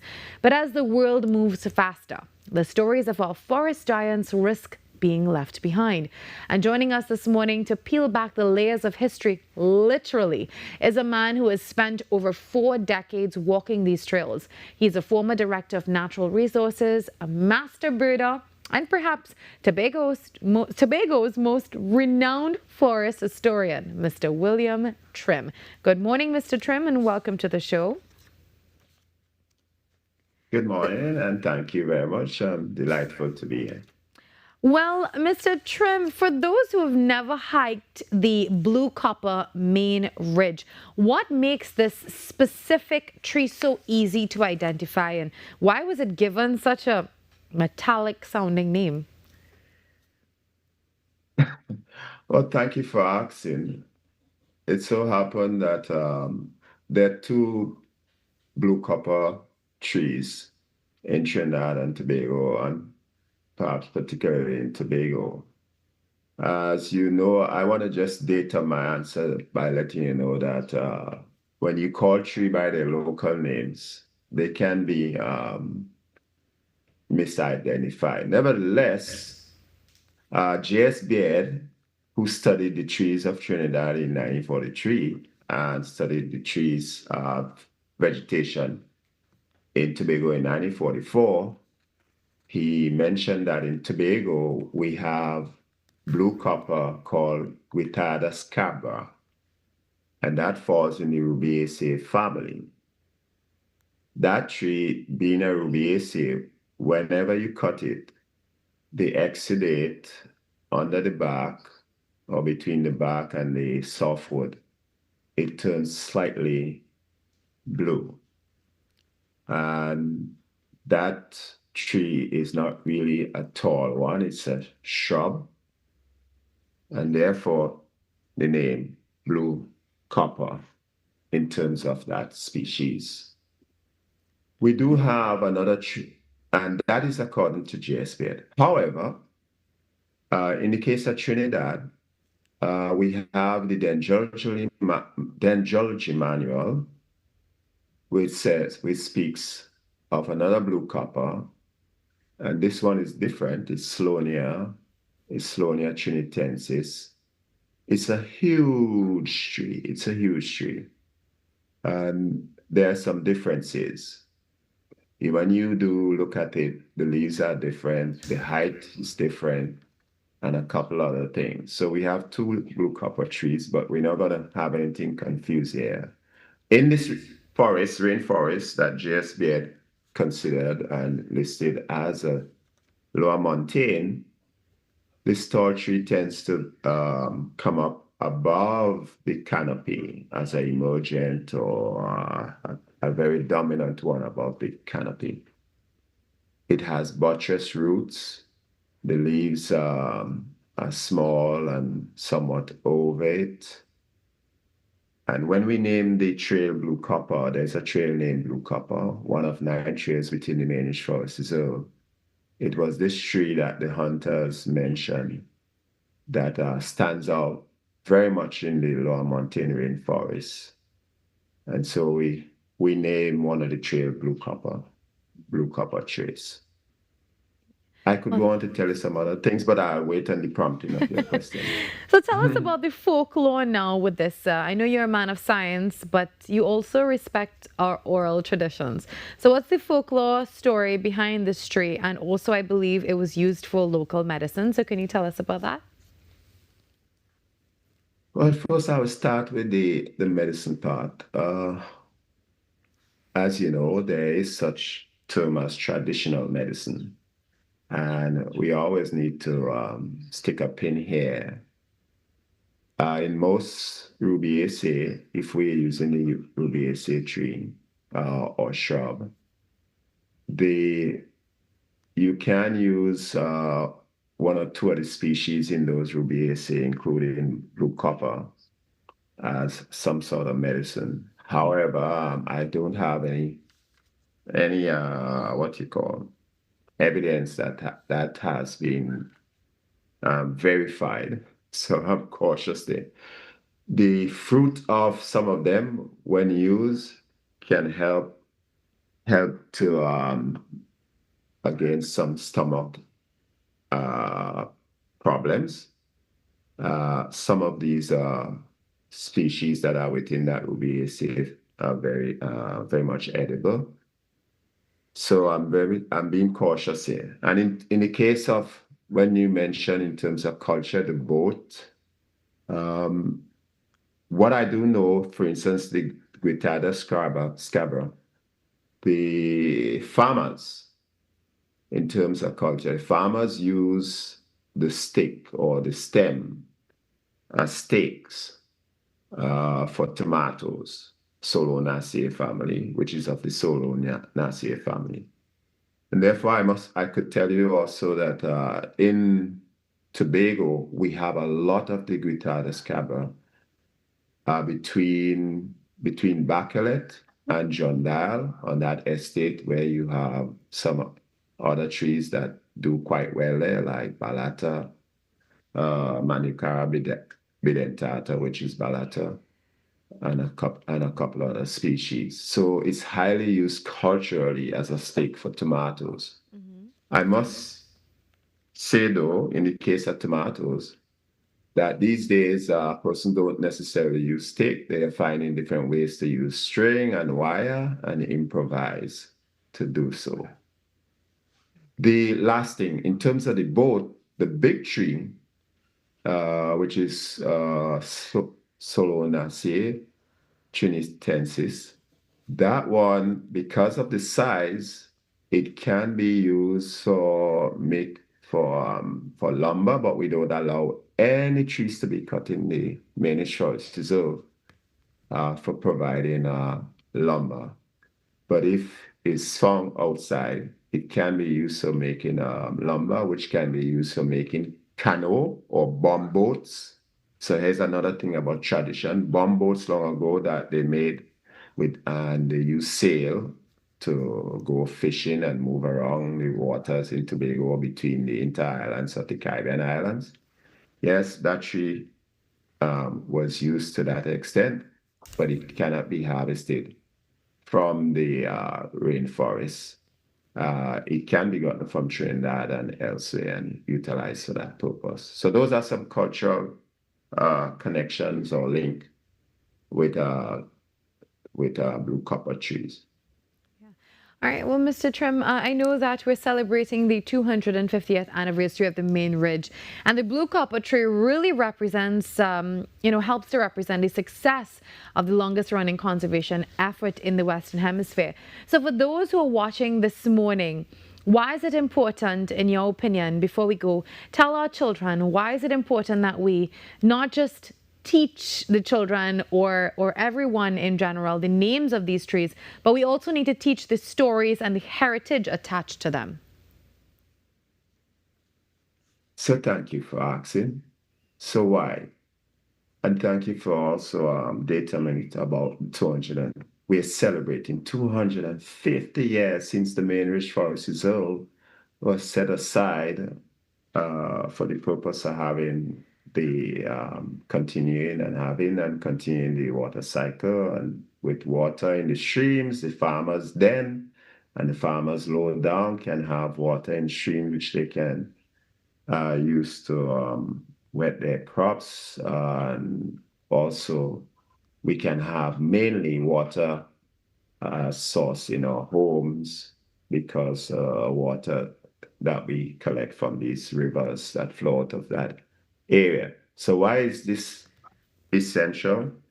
Well, apart from the water use, we must bear in mind that when we find these trees, there are stories about them. The big blue copper tree, which is Sloania trinitensis, when you find that it's so huge and have wing roots, buttress roots, there are stories told about Jan Jackie. There are stories told about Sukunya, which sometimes is associated most of the time with silk cotton, but especially with these wing roots. Some of the Nancy stories, some of the folklore stories, you would put those figures or those folklore beings in the backdrop and related to huge, large trees in the forest. And therefore, sometimes when people go hunting, they need to be careful how they lean up on these large trees, including the blue copper and others, because there may be a jumbie there, and the jumbie may not want anybody to occupy the space. These aren't necessarily true, but these are some of the stories told. I love want that. to add another. You like that one? You like that one? Yeah. So always, you have to. I'll tell you another folklore also. These big trees with wing roots. Again, the one with the big roots, which we call just Sloania trinitensis. Because the roots are wing roots, you can send messages.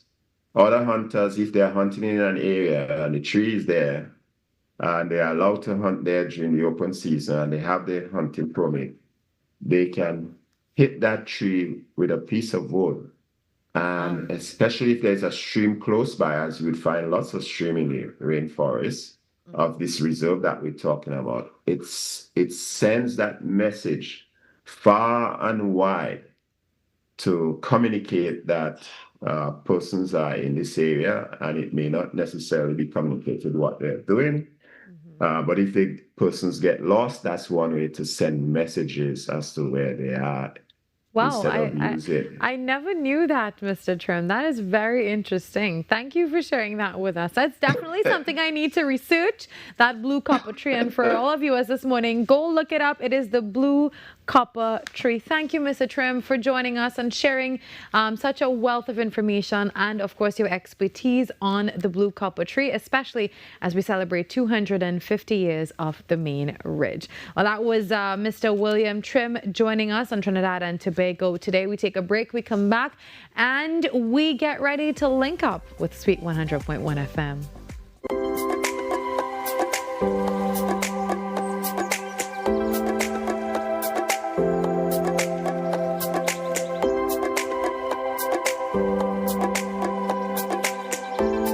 Every client deserves expertise, integrity, and guidance they can trust. At Camino Realty International, we deliver integrated real estate solutions, sales, rentals, property management, and project development. Driven by excellence, transparency, and innovation, we protect value, create opportunity, and build lasting success. Because real estate isn't just about buildings. For more information on our services, log on to CaminoRealty.com or follow us on social media at Camino Realty TT. Camino Realty International, elevating lives one property at a time. Barcelona drawing a game, not winning their first set of game. Worried, concerned? Emotional damage is fun to see. What a wonderful finish!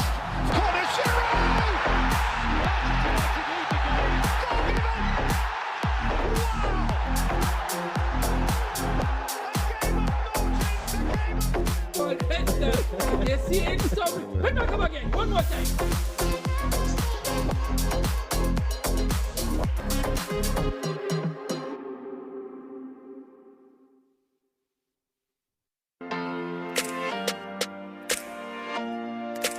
Hi, everybody. I am Leah. And I'm Dion. And we are The Duncans. Listen, we're here to tell you about a project the Lord has given to us called the Marriage Confessional. It is geared toward married couples, those that are on the road to marriage, and those that want to get married one day. So join us on TTT and on Facebook and YouTube at TTT Live Online. The Marriage Confessional, only on TTT.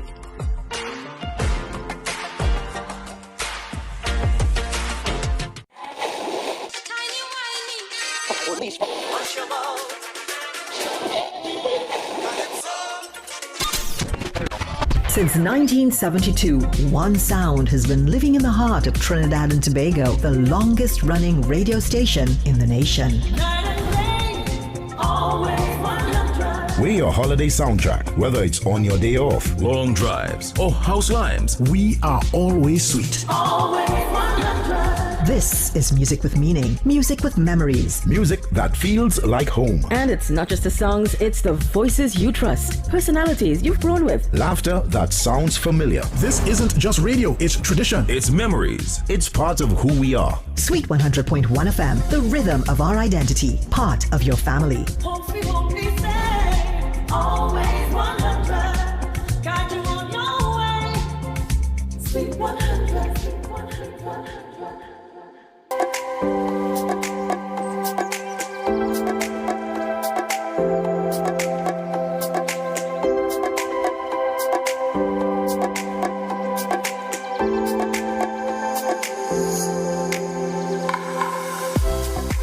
Let's make that connection now with Sweet 100.1 FM. This is the Link Up, and right now we're checking in with the presenters on air to see how the shift is going and what kind of energy they're bringing at this point in the day. Night and day. Today. Good morning. This is the Link Up with Sweet 100.1 FM. Good morning, Mark and Nicholas, my favorites. I missed you all. I like the Good favorite morning, part. good I like the morning. favorite part. Nick, where have you been? Not well. I'm so sorry. Did the bug attack you? Yeah, you know, it was off and on. But I'm still battling. I'm not 100%, but I'm getting there. Yeah, it's the early mornings, and it's probably, having to work with the jazz figurine in the studio. I don't know, maybe that's Mark's fault. The jazz man. Good morning, guys. How are you this morning? How's the shift? We're fine. Nicholas had a hard time over the weekend. He was behind speed. He was speeding with speed, and he got wet. So it's been a difficult couple of days after that. Is that why you got sick, Nick? I really want to hear from you. I feel like Mark will set you up all the time. But that is not true. That is not true at all. How did I know this? I worked with Mark. I was sick pre-speed entering the country. So you missed out that has on nothing speed. to do. But speaking of that, though, somebody knew I was sick because I got a nice gift from Good and Natural. The ginger tea is the best. Ginger tea, Listen to me, it is the truth. I had that this morning. Well, I got good. one too, eh? So we had some ginger tea because, my friend here, I can't leave him out. So I make sure Good and Natural, they got him one as well. Can I pass for a packet of ginger tea? I'll make a pass very soon. Of course. Thank you. Yeah. Well, you see, you guys are so So- lucky. So that's a great way to start your morning with some free stuff. Yeah, always a they're pleasure. great. Always a pleasure. And it's always great. So how's the shift going? What are you talking about this morning? How are the listeners? So we're talking about the number one movie in Trinidad and Tobago, the Michael movie, Michael Jackson. Yeah. The number one movie in the world, actually. I say Trinidad and Tobago, number one movie in the world. The Michael Jackson movie, it came out, was it earlier this week? It was this week. I saw the promotion for it. This week. Number one movie, my number one artist, And one of my I want to go and see it, but I see people dancing in the movie theaters. I don't know if I'm ready for that just yet. Is this the one where his nephew is playing the role? Yes. Yeah, that's definitely going to be very special. Mark, are you interested in the movie? Of course, I'm a fan of Michael Jackson. I love Michael Jackson's music. I think the world continues to miss Michael Jackson, and it's always nice when you see young people who still remember Michael Jackson trying to carry on the tradition in terms of showing his dance moves and dancing along, sharing the music, and also to see his nephew now being part of the tradition, carrying, of course, the history and the legend that Michael Jackson truly was to this world. Yeah, that's definitely something to look forward to. Yeah. Also, Virmala, we're getting ready to go Point 14 with our sister station X99. So you're heading Pavement there? Lime, it's on. I know. We're going down and support in Point 14 later on today. Yeah, and I know you're not feeling 100%, but I'm still so happy that you're going to, make that drive. Mark, are you going? I heard that you will 100. Be performing. I will try. I will try to make it down because I was asked. Nicholas did ask me, and I had to figure out what to sing and what to do. And nobody asked you to sing.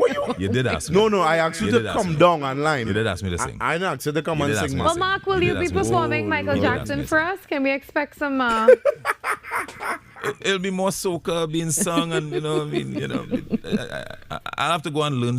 I'll put something together for. We don't want any rain for Mala. That's totally okay. You know what? It's been so hot these days. I do not mind that whatsoever. Thank you very much.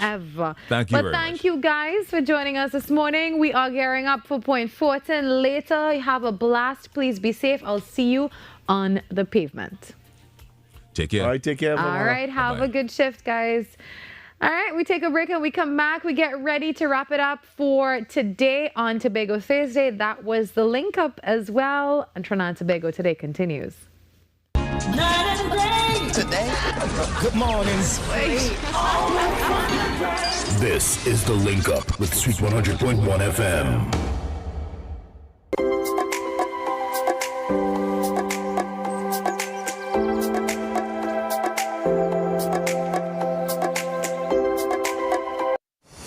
City 91.1. Thought-provoking conversations, bold perspectives, voices you trust. Talk City 91.1. Bigger, bolder, and more powerful than ever before. Yes, Talk City 91.1 FM. A brand new era of talk radio is here. With voices you know, trust, and respect. Get ready for an all-new lineup of the very best in talk. Andy Williams, Lennox Smith, Stephen Reese, Mr. X, Derek Charbodi, Roland Stewart, Sharon Farfan, Sudath Prasad, Heavy Duty, Alex Asing, Karen Francisco, Cherry Lean Lewis, Short Pants, and more of the voices shaping the national conversation. From hard-hitting current affairs to real community issues, culture, politics, social development, and the stories that matter most to you. This is where Trinidad and Tobago comes to talk.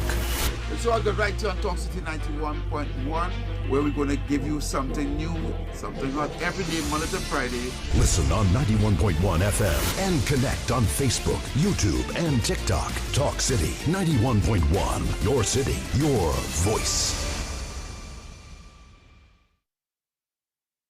Barcelona drawing a game, not winning their first set of game. Worried, concerned? Emotional damage is fantasy. What a wonderful finish.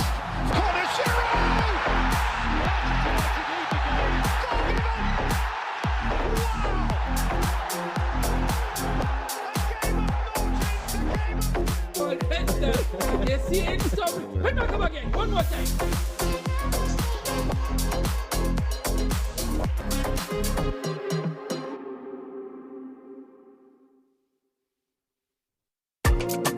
What if possibility was only the beginning?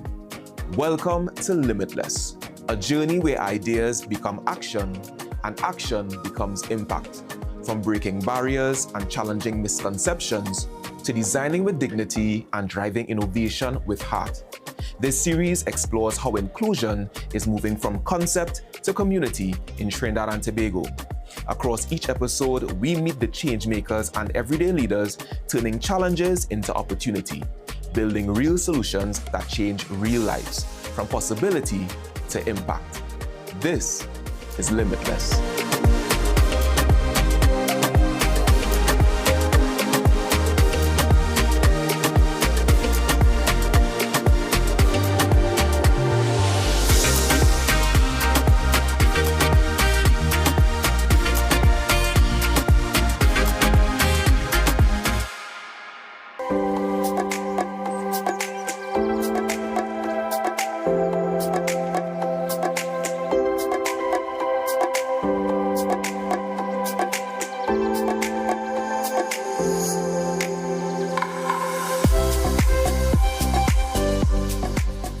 They say a picture is worth 1,000 words, but for our next guest, a picture is worth an entire national legacy. For over a decade, Richard Ramirez has been more than just a photographer. He's been a custodian of our collective memory, spending 14 years documenting the things that make TNT truly unique. And now he's bringing that massive body of work together for a landmark exhibition at Napa titled This Is Us, opening on May 15th. Well, joining me now in studio to discuss the art of preservation and this upcoming national showcase is author, publisher, and visual storyteller Richard Ramirez. Richard, it is a pleasure to have you with us this morning. Good morning, good morning. Pleasure to be here. So the meaning behind the title, This Is Us, tell us a little bit about that. Well, it started with a photograph. And what has happened over time is that I recognize that, you know, photography is great, photography is fantastic.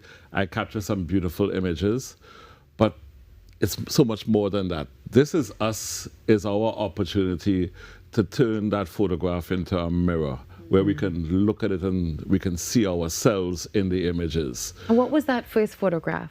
Well, do you remember your first photograph? I actually remember my first photograph. It was not in Trinidad. It was actually, my first photograph was really done in Brazil. But my first piece that really captured people here was when I started with pieces of the Magnificent Seven. And I shot an image and I shared it to social media. And I had so many people asking me, where is that? And I thought, you pass there every day. And it's because what the photographer does is he takes away the noise, all that distraction, and he gets you to focus on just what he wants you to see. And when you see it, then you recognize the beauty in it. And you've been doing this for quite a while, but not just photography. You're an author as well. You're into folklore preservation, education. Tell me a brief bit about your journey. Well, you know, it's a case of one thing leading to the next. You know, it is really important for us to be able to look at ourselves and appreciate ourselves. We have a very strong oral tradition in this country, which is a fantastic thing. The problem is that over the years, we have stopped talking to each other.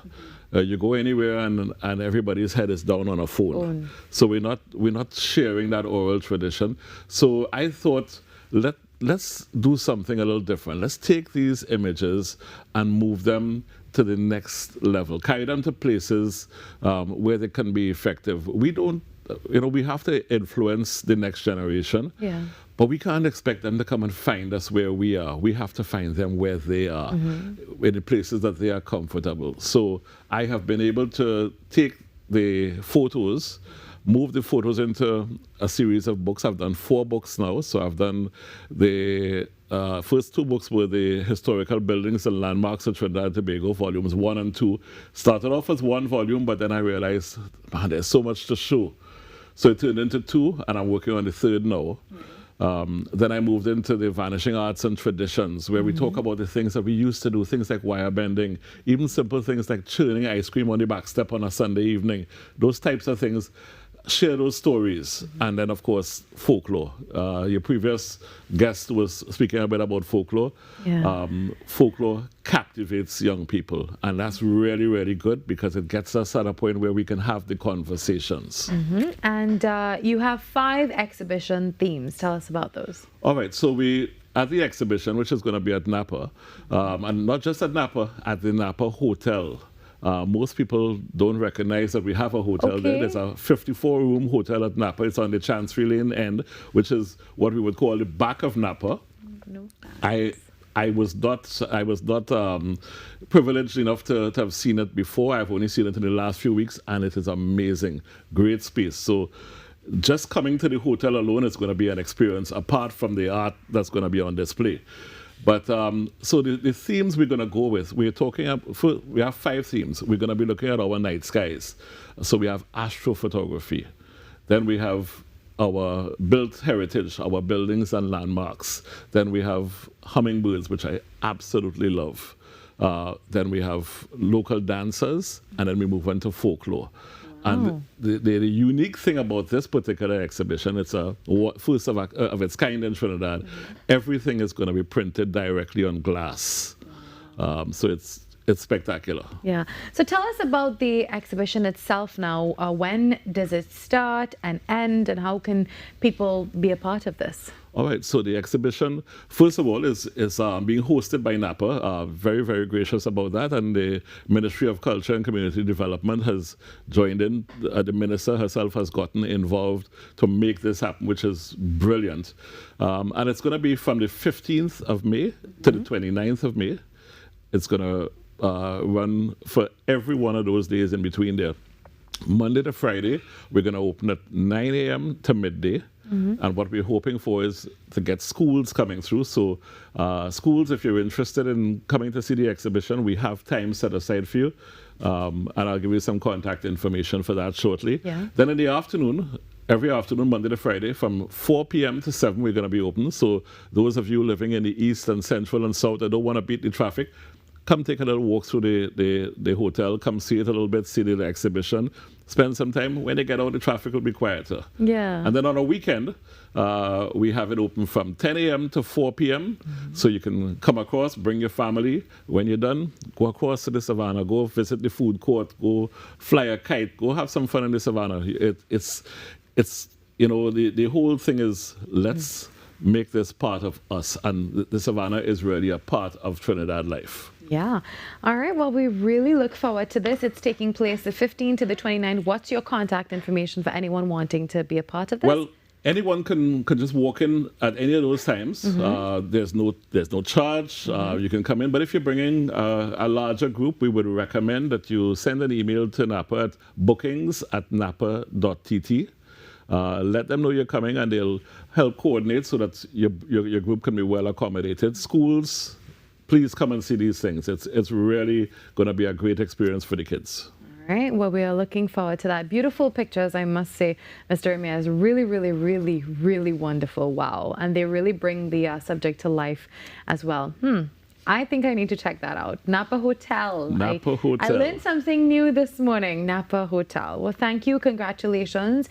And we wish you all the best in your exhibition. Thank you very much for the opportunity. All right. Well, before we go, we have to say thank you to everyone who were, just a part of the show today. Also, thank you to our producer in Tobago, Sophie. And we get to leave you with something really special from Point Fortin. We celebrate not just the place, but the future of Point Fortin, a borough shaped by its people, driven by progress and inspired by generations to come. The spirit, vision and resilience of its community continue to push Point Fortin beyond boundaries, building a legacy that looks boldly ahead. We leave you with this. We see you tomorrow, 6 to 8. Bye-bye.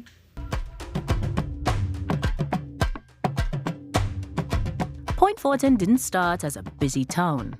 It began with land, people planting, working, building a life. Then, in 1907, oil changed that landscape forever. Oil fields grew, the refinery was built, and for years, Point Fortin became one of the centers of Trinidad and Tobago's oil industry. By 1980, it became a borough shaped by energy, work, and community. But the story didn't stop there. As oil slowed, the town shifted again. In 1999, a new chapter began. Natural gas. With Atlantic LNG, Point Fortin connected to the wider world, sending energy far beyond its shores. Gears shifted slightly, from oil to gas, from one chapter to another. And through it all, one thing remained: the people. Working, building, finding new ways forward. Point Fortin, still here, still standing, still writing its own story into the future. History lives in places we pass every day, and right here in Point Fortin, the story continues. So take a moment, look a little closer, because there's always more to discover down in the borough.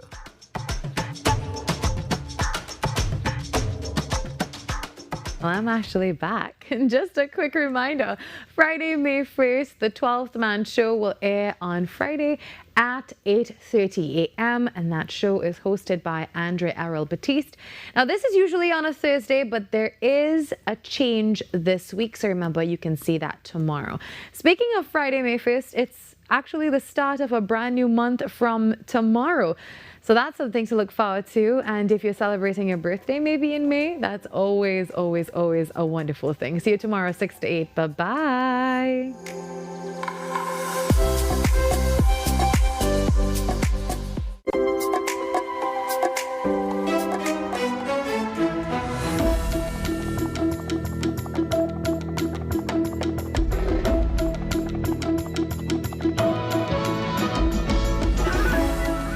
Good morning, this is your TDT News Update. I'm Carrie Roberts, making the news at this time.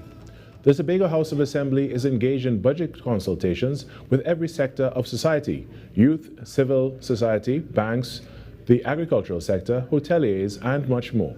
This is as the THA prepares to submit a budget plan for its 2026 to 2030 session. Secretary of the THA Division of Finance, Trade and the Economy, Petal Ann Roberts, explained how public concerns are adding to the process. Several issues being highlighted by these groups. There is no one thing really. I know the banks are really concerned about the construction sector, what's happening in terms of businesses, because they are actually seeing the fallout of that. We do know that the economies of both Trinidad and Tobago have seen some downward trends, but they are concerned about that. Ms. Roberts stated that members of the public are being invited to share their ideas, suggestions, recommendations, and concerns, all of which will be considered by the Assembly in crafting a people-centered budget. Youth and civil society are actually concerned about the unemployment and even opportunities for youth that are sustainable and beneficial to the society.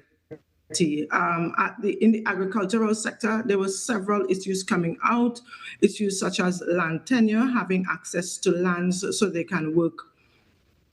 They want to see more subsidies, more opportunities for farmers, fishers. The consultations began on April 20th and are scheduled to conclude on May 5th. In addition to the in-person meetings, members of the public can also submit their feedback online through the division's Facebook page. In more news, the regional business landscape has expanded with the launch of a new platform designed to showcase products and services. It was unveiled on Tuesday in Port of Spain. According to Beyond the Blueprint representative and businesswoman Gabrielle Ferreira, the event will showcase sectors including home, design, travel, lifestyle, among other industries. Together, these elements are intended to create a richer experience, one that brings together ideas, people, and industry in meaningful ways. Creating a platform for exchange and engagement designed not only to inspire conversation, but to generate partnerships, open markets, and support real business outcomes.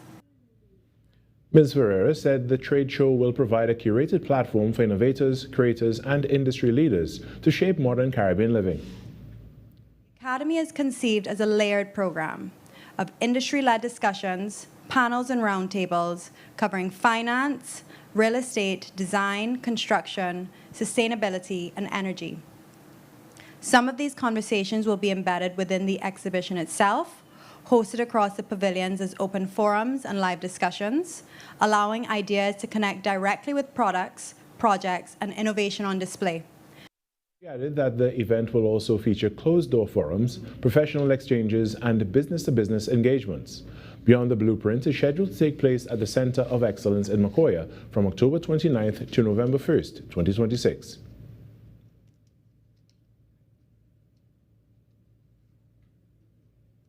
In sport now, the Trinidad and Tobago Red Force have drawn with Leeward Islands Hurricanes in Match 8 of the West Indies Championship after the Hurricanes mounted a gutsy second innings reply at the Antigua Recreation Ground.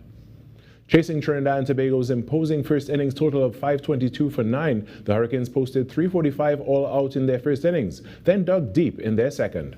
Casey Carty top scored with a fighting 147, while Justin Greaves added a crucial 122. Jamar Hamilton and Rakeem Cornwall were unbeaten on 50 and 88 respectively, as Leeward Islands finished on 467 for 7 to secure the draw. For Trinidad and Tobago, Addison Phillip was again the pick of the bowlers, taking 4 for 89 off 21 overs. And that was your TDT News Update. I'm Carrie Roberts. From the entire team here to you, have a great day.